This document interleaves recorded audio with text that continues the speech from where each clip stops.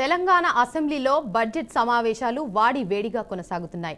ఈ రోజు పలు కీలక బిల్లులను మంత్రి దామోదర నరసింహ, సీఎం రేవంత్ రెడ్డి ప్రవేశపెట్టారు. ఇందులో పొట్టి శ్రీరాములు తెలుగు యూనివర్సిటీ బిల్లులకు అసెంబ్లీ ఆమోదం తెలిపింది. ప్రస్తుతం తెలంగాణ అఖిలపక్ష సమావేశం కొనసాగుతుంది.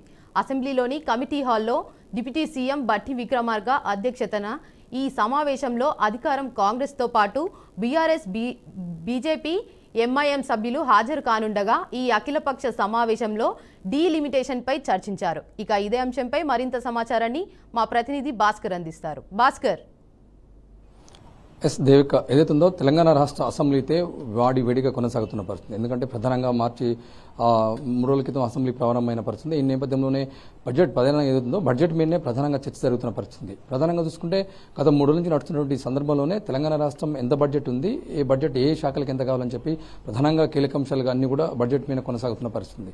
దీనిలో భాగంగా పొట్టి శ్రీరామ్ తెలుగు యూనివర్సిటీ ఆ బిల్లును అయితే ప్రవేశపెట్టింది. ప్రధానంగా ఆరోగ్య శాఖ మంత్రి దామోదర నరసింహ, ముఖ్యమంత్రి రేవంత్ రెడ్డి ఇద్దరు కలిసి కూడా బిల్లు ప్రవేశపెట్టడం జరుగుతుంది. దానిలో భాగంగా పొట్టి శ్రీరామ్ తెలుగు యూనివర్సిటీని బిల్లును ప్రవేశపెట్టారు. అసెంబ్లీలో ఆ బిల్లు కూడా పాస్ చేయడం జరిగింది.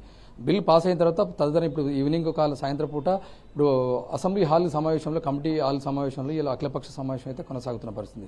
ప్రధానంగా చూసుకుంటే దీంట్లో ఈ అఖిలపక్ష సమావేశానికి డిప్యూటీ సీఎం బట్టి విక్రమార్క నేత అధ్యక్షతన సమావేశం కొనసాగుతుంది.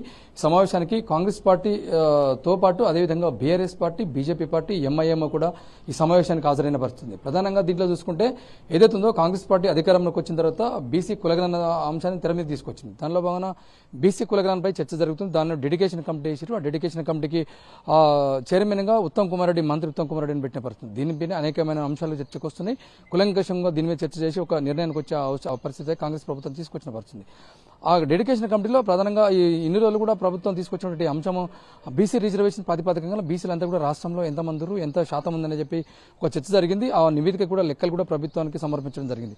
ఆ డెడికేషన్ కమిటీ ఏ విధంగా చేయాలి, నిజంగానే రిజర్వేషన్ చేస్తే ఎట్లుంటుంది, చట్టసభలో ఎలా చేయాలి, వైద్య రంగంలో ఎట్లా చేయాలి, విద్యారంగంలో ఎట్లా చేయాలి, ఆ ఉద్యోగాల నోటిఫికేషన్ ఎలా చేయాలని చెప్పి ప్రధానంగా చర్చ జరుగుతున్న పరిస్థితి. దానిలో భాగంగా అన్ని అఖిలపక్ష సమావేశం ఏర్పాటు చేసింది బట్టి విక్రమార్క. అయితే తన నేతృత్వంలోనే అఖిలపక్ష సమావేశం సీరియస్ గా కొనసాగుతున్న పరిస్థితి ఉంది.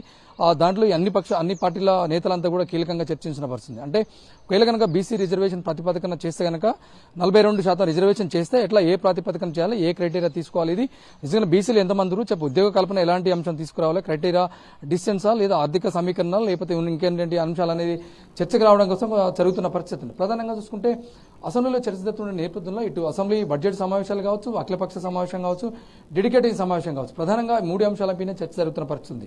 మనం చూస్తున్నాం గత ఉదయం నుంచి కూడా పెద్ద మొత్తంలో చర్చ జరుగుతుంది. అనేక సందర్భాల్లో ఇలా సీఎం రేవంత్ రెడ్డి మాట్లాడుతున్నటువంటి అంశాలు చూస్తే ప్రధానంగా ఇలా అసెంబ్లీలో ఏదో బడ్జెట్ ఉందో, ఏ శాఖకి ఎంత కేటాయించాలో, ఉన్నటువంటి బడ్జెట్ ఎంత, మనకి ఎంత మిగులుబాటు ఉందని చెప్పి ప్రధానంగా చర్చ జరుగుతున్న పరిస్థితి.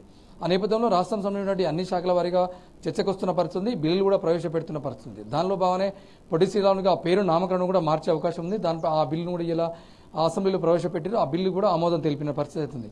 ప్రధానంగా చూసుకుంటే అన్ని అంశాలు కూడా కులంకుశంగా చూసుకుంటే ఈ నెల సుమారుగా అంటే 26వ తారీఖు వరకు కూడా అసెంబ్లీ సమావేశాలు కొనసాగే అవకాశం ఉంది.